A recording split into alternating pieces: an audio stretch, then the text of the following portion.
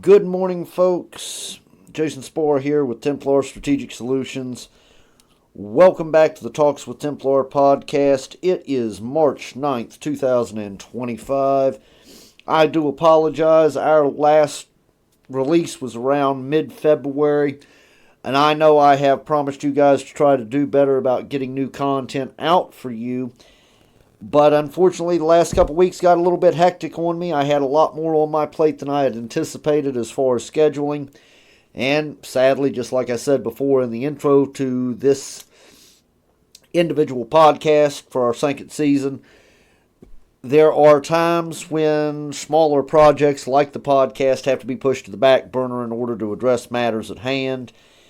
The hard truth of it is, guys, I got a lot of irons, I got a lot of fires, and 9 out of 10 days a week, I am one man. So, here's how we're going to do this today. I have been reviewing some of the inquiry emails, text, calls, and some of my own mental notes regarding interactions with the public as of late. And I want to clear up a few more things, and especially with our private investigation and private security sides. So what I'm going to do today is I'm going to discuss the ethical and professional responsibilities of private investigators here in West Virginia. We're going to touch on things like the rules governing when we're allowed to detain someone.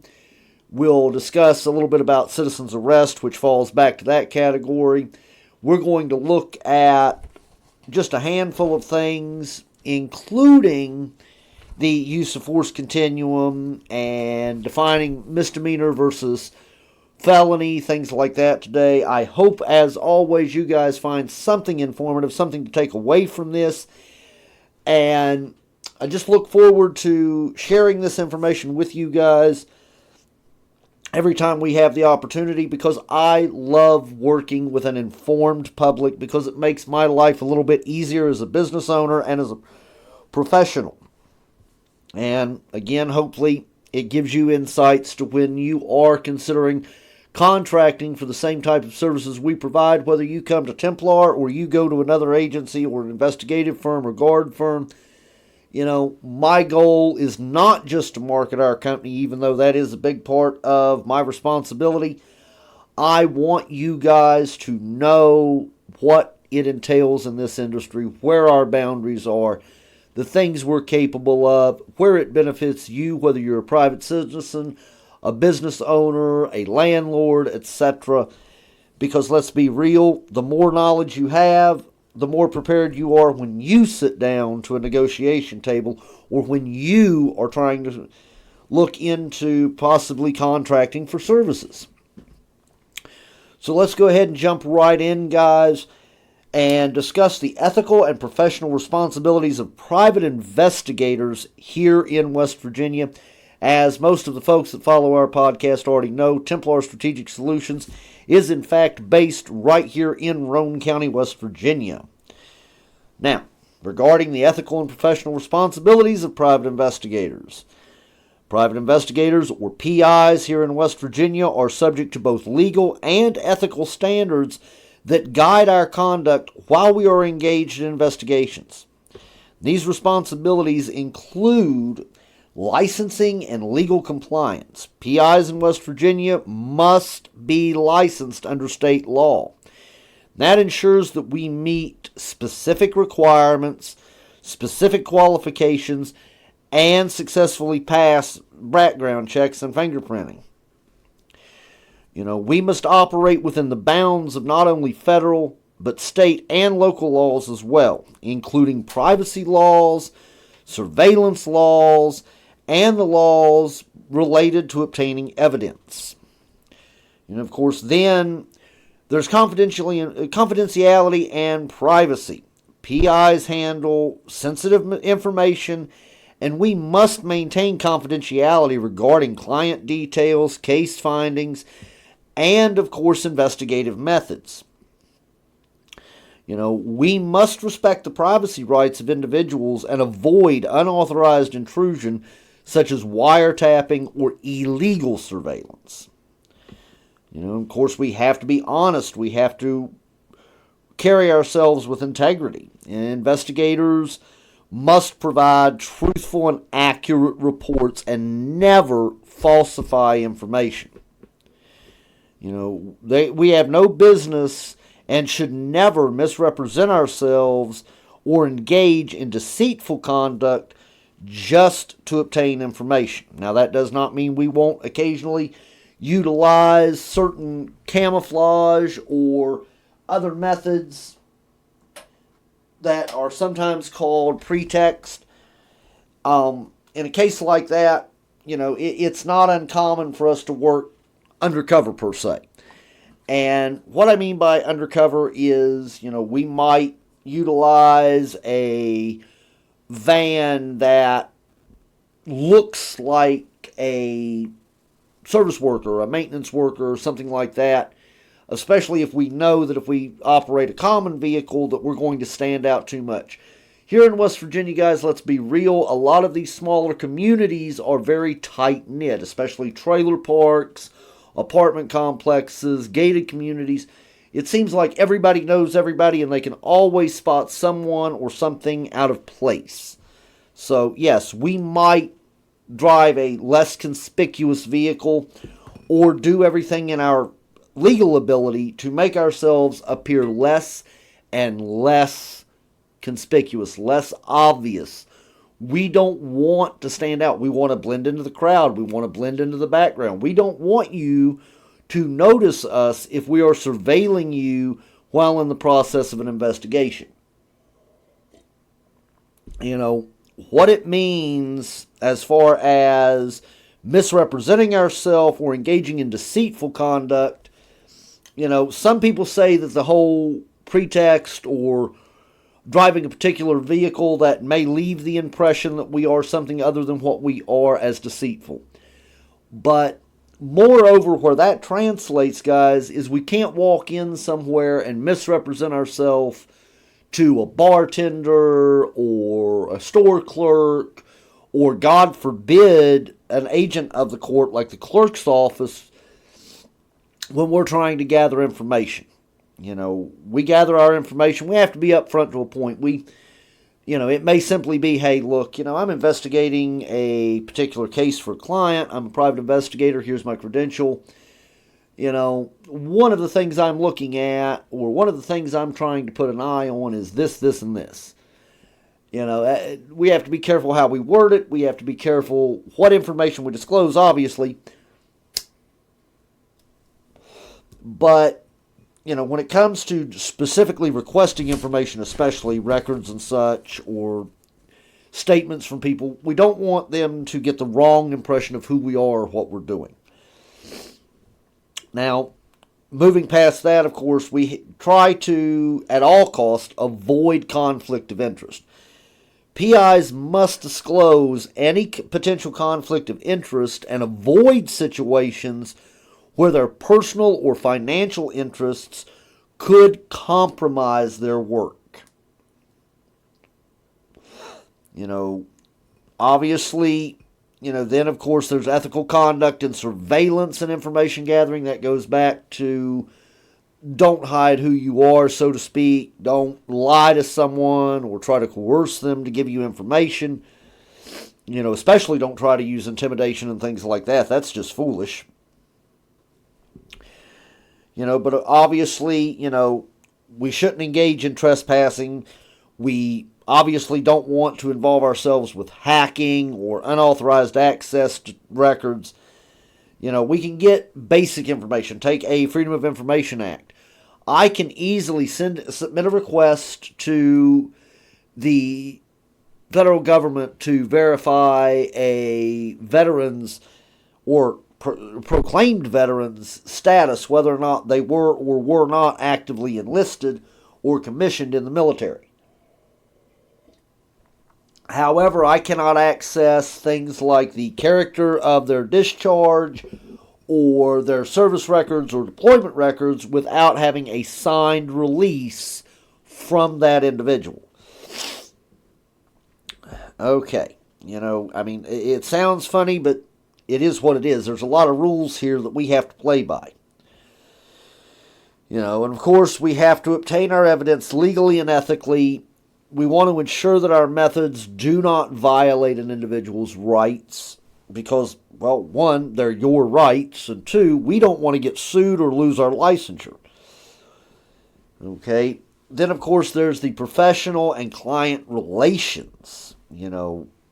Private investigators, we should always strive to communicate clearly and professionally with our clients and set realistic and reasonable expectations.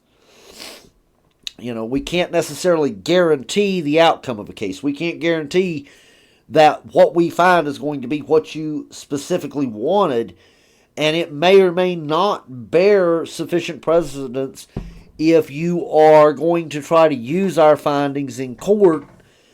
We can't promise that what we bring you is going to be valid and useful to you.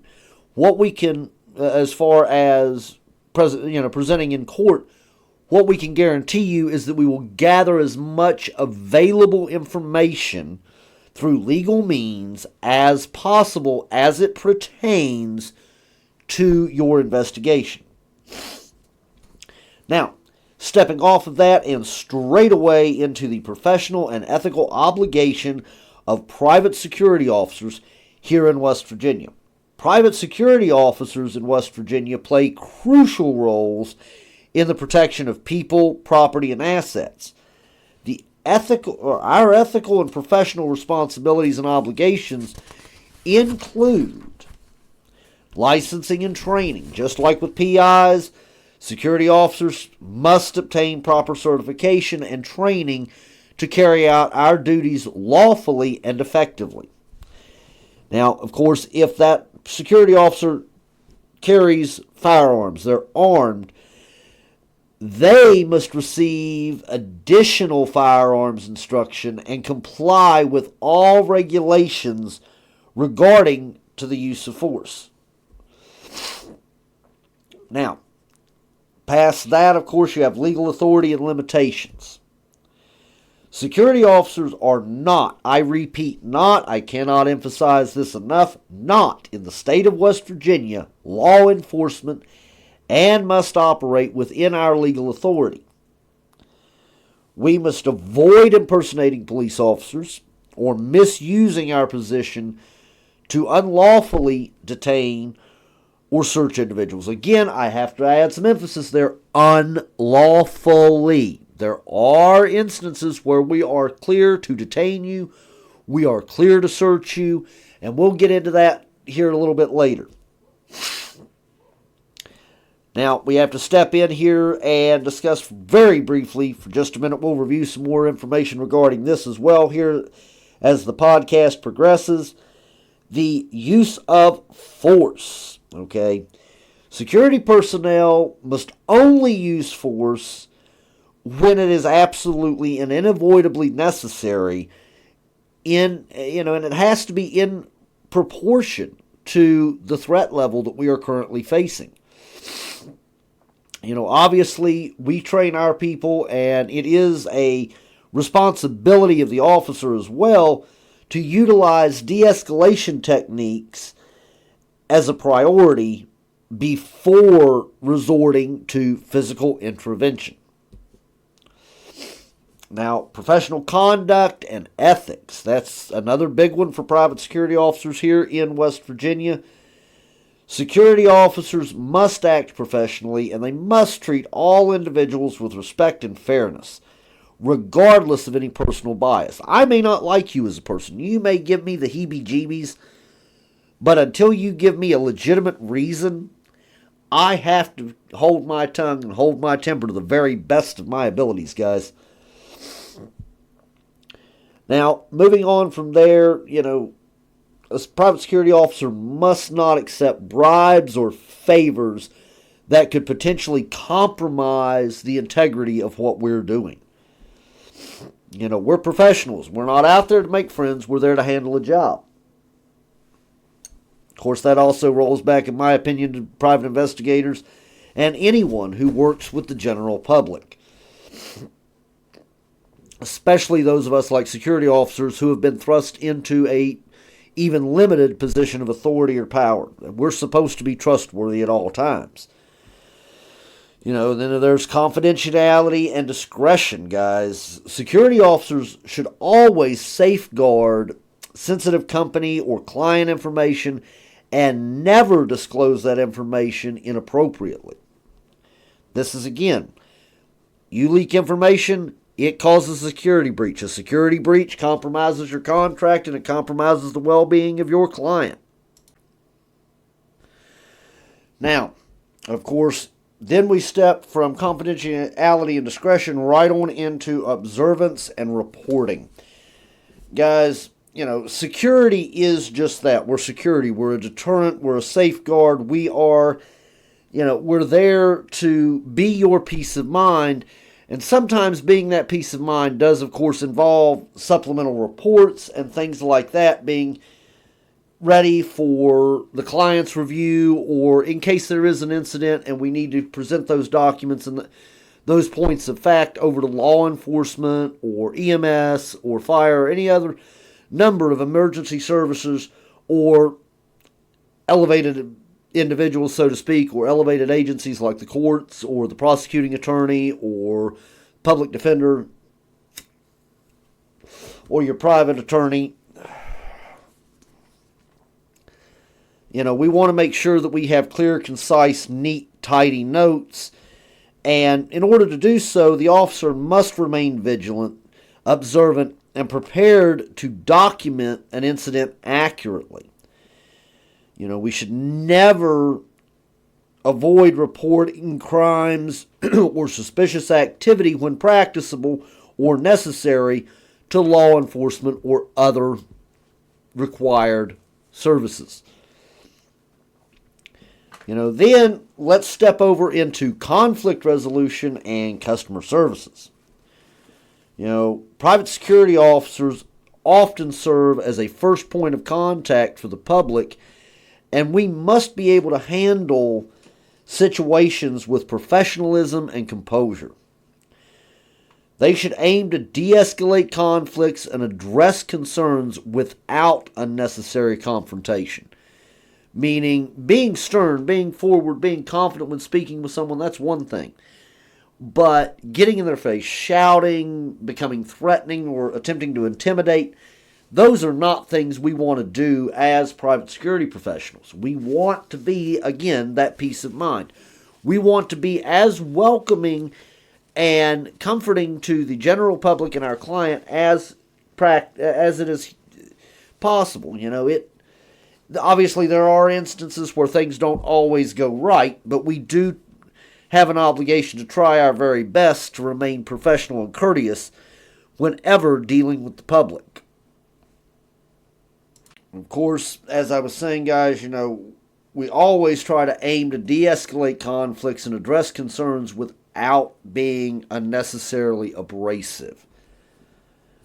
Both private investigators and private security officers here in West Virginia are held to high ethical and professional standards to ensure that we perform our duties lawfully, effectively, and within the realm of professional integrity. Now, obviously, I'm sure someone out there in our listening area has encountered individuals in the private security industry that do not always adhere to that. When you run into something like that, please try to remember that these individuals may not have had the same training as other individuals. Please always try to remember they're just human like you, and they are simply, most of the time, trying their very best to do their job. All right, guys, let's look at the instances of, or the limitations thereof, with a private security officer detaining someone. Okay, in West Virginia, private security officers are limited to the same authority as private citizens regarding detaining individuals, primarily through the concept of citizen's arrest. This allows a private person to arrest another under specific conditions. For a felony, the first instance, of course, being for a felony committed in our presence. A private person or security officer may arrest someone if a felony is committed in their presence. For a felony not committed in our presence, a private security officer or private person may arrest someone if they have reasonable cause to believe the person has committed a felony, even if it was not committed in their presence. Now, to clarify that a little bit, let's say I'm out on my rounds or I'm stationed at an information desk or whatever at a client property, and I get a call for service somewhere on that property. Someone calls security. By the time I get there, it's been a fight or whatever. By the time you get there, you've got a victim down on the ground injured.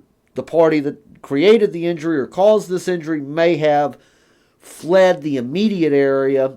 You get a description of them. You're monitoring, you're checking cameras and whatnot, and you see that person, or someone, I should say, fitting that description. You may detain that individual long enough to ascertain whether or not they were the one who actually perpetrated this offense. Now, guys, that does not mean you can hold them all day either. You need to sit on them for no longer than is reasonably considered for you to confirm their identity by discussing with witnesses, hey, is this the person that did that?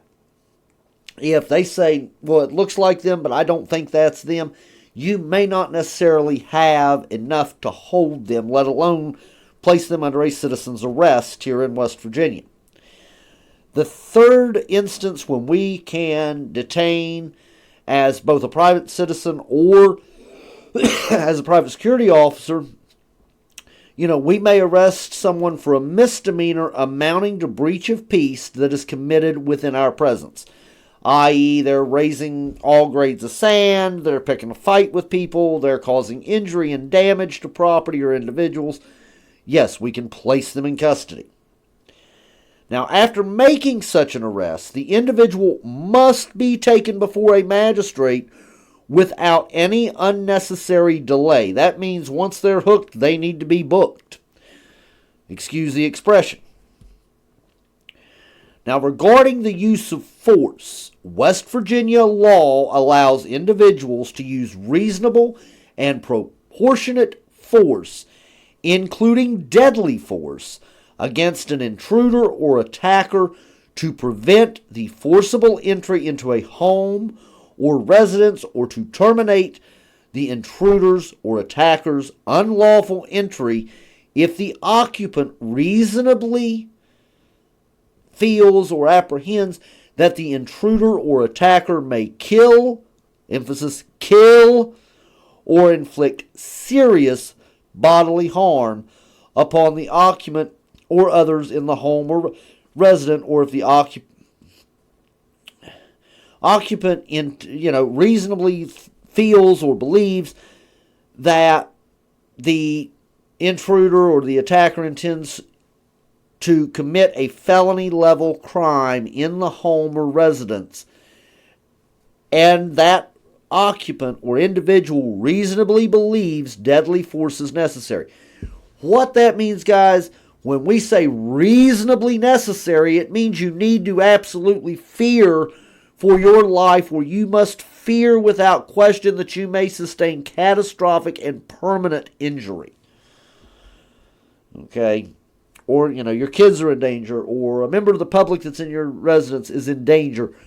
That's when that's a green light. Not before, folks. Don't make the mistake of pulling the trigger or utilizing other lethal means without fair and reasonable, unquestionable belief that your life or the life of a third party is immediately and directly in danger, or that yourself or that individual or group of individuals may in fact suffer catastrophic injury or damage. Or, of course, death. Now, again, that does flat out say the use of force must be reasonable and proportionate to the threat faced. Excessive force can lead to legal consequences, and not only legal, but this goes right back to the case of the West Virginia State Police versus Walker, where an officer's use of force was deemed excessive. Going back on, just recapping everything we've said there regarding the basic rules in relation to citizen's arrest or security officers' right to execute a citizen's arrest or place you in custody. In summary, private security officers here in West Virginia can detain individuals under the citizen's arrest doctrine, but we must use reasonable and proportionate force as necessary. However, we must be very cautious to avoid excessive force and potential legal liabilities.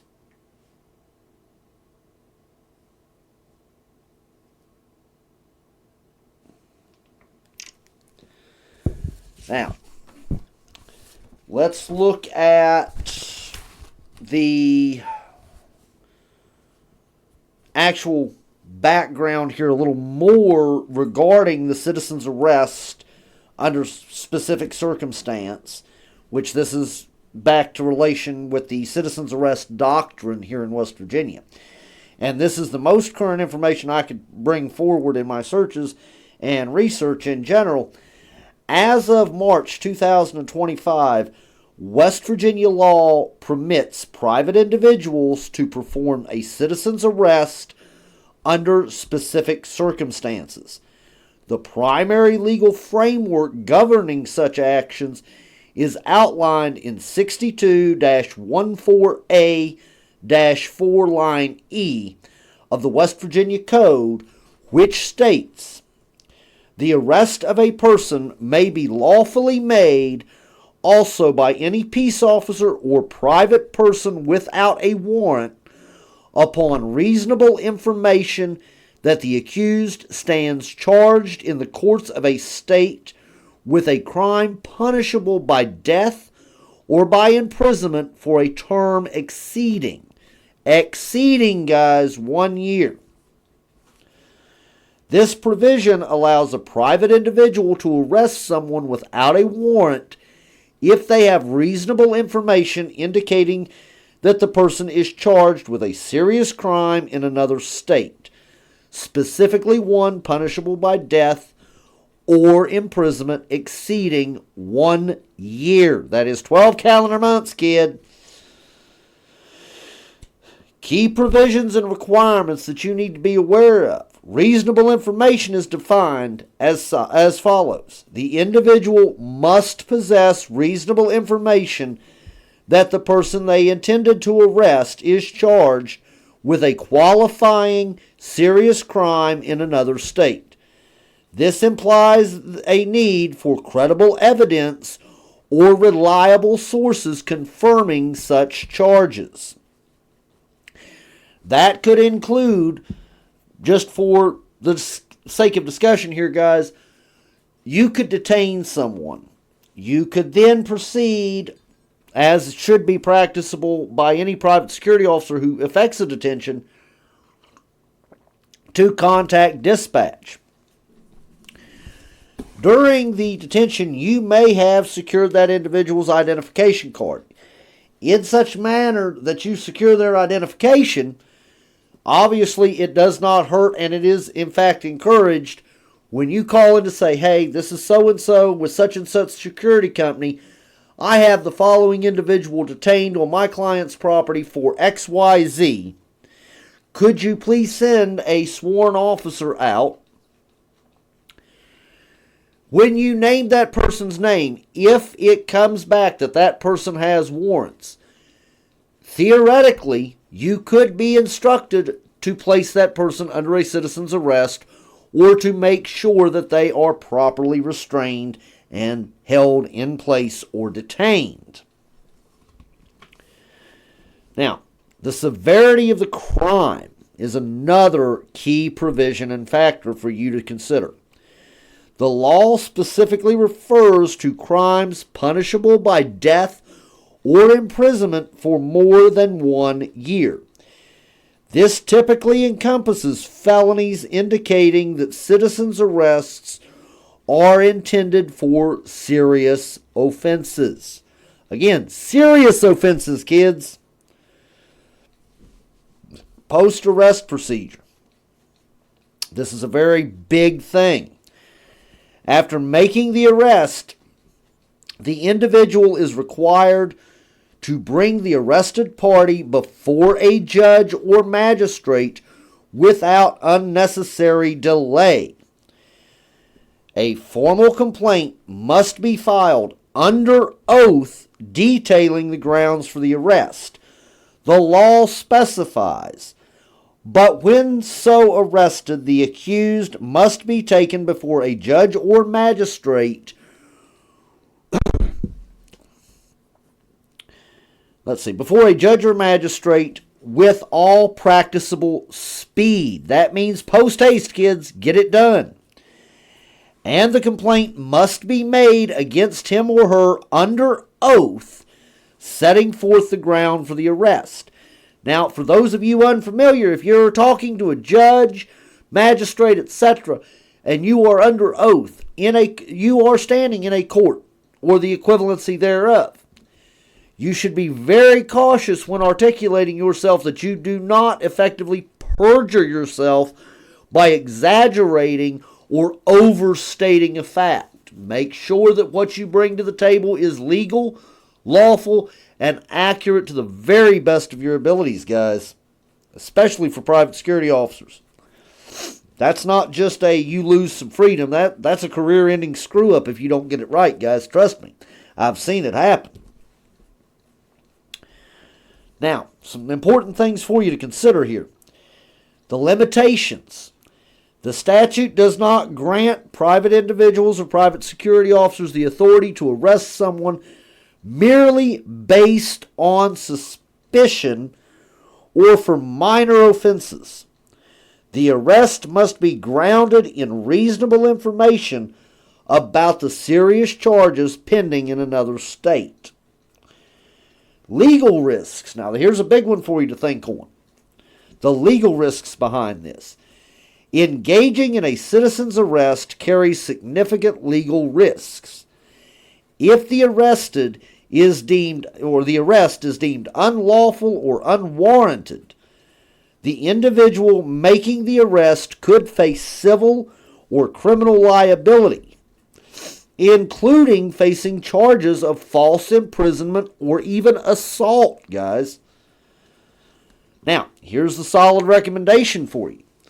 Given the complexities and potential repercussions, it is advisable for private citizens to contact law enforcement authorities rather than attempting to execute a citizen's arrest, or any arrest for that matter, themselves.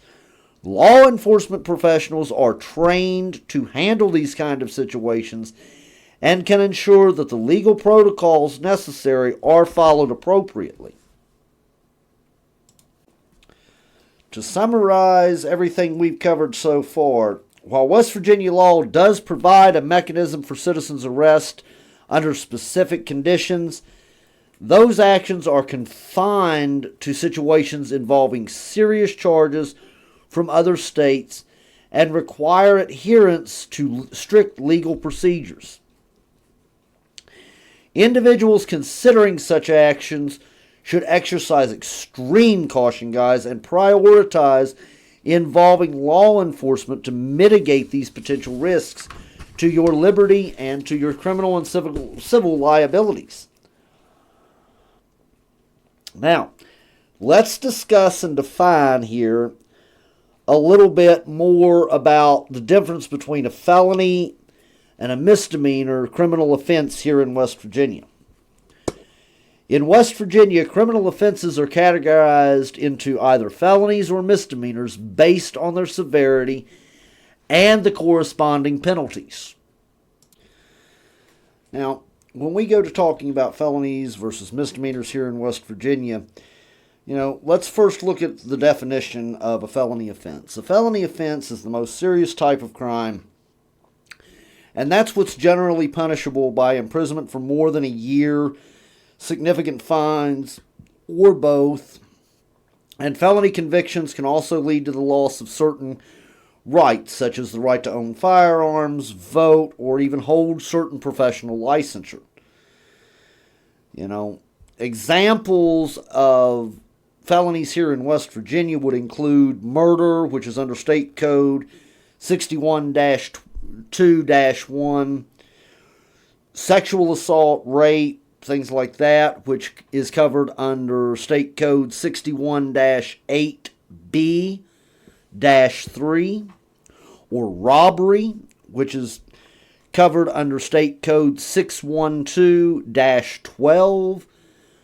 Then of course you have burglary, which is covered under State Code 61-3-11.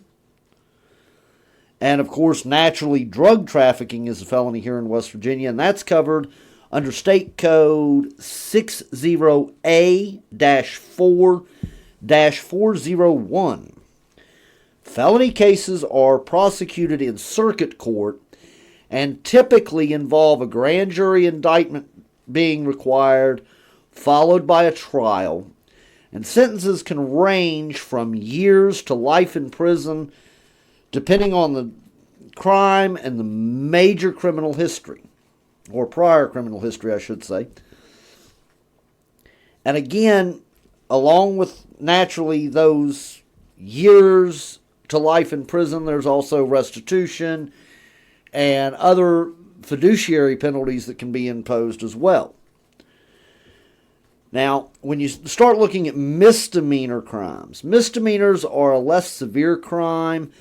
They're usually punishable by fines, probation, community service, or up to a year's time in jail, typically served at a county facility.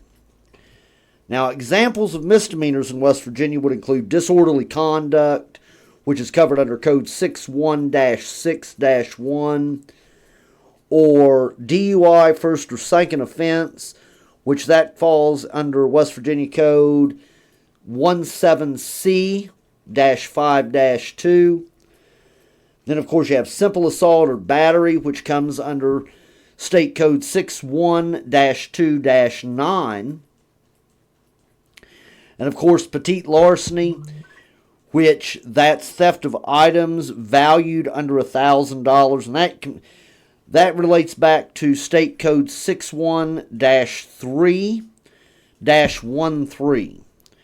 Then, of course, there's simple possession of controlled substance, first offense. And bear in mind, folks, we're talking small recreational dosages here, not packaged for individual sale. And that falls under Code 60A-4-401. Now, of course, misdemeanors are handled in magistrate courts, and while they do not carry the long-term consequences of felonies, they can still affect employment, licensing, and background checks for individuals. And obviously, there are just their impacts around the clock or across the board, whether it's a felony or a misdemeanor crime. Now, in order to understand more about this, I want to discuss reasonable suspicion versus probable cause. Both reasonable suspicion and probable cause are legal standards used by law enforcement, but they differ in the level of evidence required and the legal actions which they justify. Reasonable suspicion, by definition, is a legal standard that allows law enforcement officers to briefly detain or investigate a person if they have specific and articulable facts suggesting that criminal activity may be occurring or has occurred. Now, the origin of this stems from a very popular legal precedence from 1968, which would be Terry versus Ohio. This standard justifies temporary stops and limited search, i.e., patting someone down for weapons.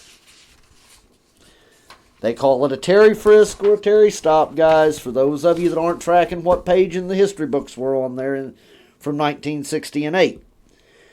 Now, the threshold, of course, is lower than probable cause, but does require more than simply a hunch. Examples of reasonable suspicion: a person pacing around a closed business late at night, checking the doors. If they're not identified as security, if they're not an employee, if there's someone you're unfamiliar with and you're on that property as a peace officer or a security officer, obviously you would want to stop, find out who they are, to make sure that they are not up to mischief or potentially attempting to prepare to engage in criminal activity. A vehicle that continually circling a neighborhood known to be active with drug activity or other similar criminal activities as a whole. A driver swerving in the lanes and appearing to be impaired, whether that's a medical reason or their DUI, DWI. If they can't hold their lane or they can't hold their vehicle straight in their lane, it's a pretty good reason to suspect that they may be up to something, folks. You know, that's just kind of the way it is. Now, past that, of course, there's an individual matching the provided description of a suspect who was involved in a nearby crime. Now, what reasonable suspicion does allow is investigatory stops. These are referred to most often as Terry stops. Again, that refers back to the precedent set by Terry versus Ohio in 1968. Brief questioning of an individual. Hey, who are you? What are you doing here? Simple things like that. And of course, the frisking for weapons if there is the suspicion or belief that the subject may be armed. Probable cause is our next step here. Probable cause is defined as a higher standard of evidence required for making an arrest, conducting search without consent, or obtaining a warrant. It means there is a reasonable belief based on facts and circumstances that a crime has been committed. The origin, it's protected by the Fourth Amendment of the U.S. Constitution, which guarantees a U.S. citizen or those here in our country legally from unlawful search and seizure. Now, the threshold for that, of course, more evidence than reasonable suspicion, but not necessarily absolute proof. But you certainly have to have more on hand than simply a suspicion. Now, examples of probable cause for you to think on: seeing illegal drugs in plain view inside of a car, witnessing a suspect commit a burglary, a suspect matching a description seen fleeing a crime scene, a victim or eyewitness identifying the suspect as the perpetrator of the criminal act. What probable cause allows? Now this is where it comes different. Here's what you are allowed: law enforcement, private citizen, security officer, all goes back to arrest. What you're allowed when you have genuine probable cause. It allows for arrests without a warrant if the crime is committed in the officer's presence. Searches of a person, vehicle, or property with exceptions like exigent circumstance. Search and arrest warrants issued by a judge. Key differences between reasonable suspicion and probable cause. Reasonable suspicion: a reasonable belief that a crime may be occurring. That's the definition of reasonable suspicion. The legal standard for reasonable suspicion means it is based on specific and articulable fact. The threshold is lower than probable cause. Reasonable suspicion: What's it going to allow? Brief investigatory stops, i.e. Terry stops, frisks for weapons. Examples of what create reasonable suspicion: suspicious behavior, unusual movements. Now, let's look at probable cause again. Let's review that. Probable cause is what it is defined as is a reasonable belief that a crime has been committed. The legal standard: it must be based on concrete evidence or direct observation. The threshold, of course, is much higher than reasonable suspicion. What does it allow? Arrests, searches, and warrants. A prime example: direct evidence of a crime, witness testimony. Now, understanding the difference between felonies and misdemeanors is crucial for knowing the potential legal consequences while distinguishing between reasonable suspicion and probable cause is key for law enforcement professionals and security personnel. These legal principles help balance public safety with individual constitutional rights. You have to protect the general public safety and peace of mind, but that doesn't clear you to just randomly violate someone's constitutional rights, guys. If you don't know, call somebody. Simple as that, especially you security personnel out there. If you're uncertain 110% how you're going to operate and under what legal protections you may or may not be operating under, you are better off to observe, report, and contact law enforcement professionals and allow them to make the judgment call. Allow them to take over that investigation, guys. Simple as that. Now, with that being said, that pretty well closes out what I've got to offer you today. I'm going back over all my notes here that I've been working from just to make sure, because I don't want to give you any inaccurate information. But we've burnt through a little over 45 minutes today on this episode. I hope, again, as always, that you have found something here to take away that was informative. I hope that it gives you confidence in making more decisions by giving you a better understanding of some of the limitations that we as private investigators and we as professional security personnel face and are bound by. And I hope you have a stronger understanding from this podcast regarding our professional responsibilities and our ethical responsibilities as private investigators and private security contractors. I want to thank you for hanging tight with our podcast today and hearing us out.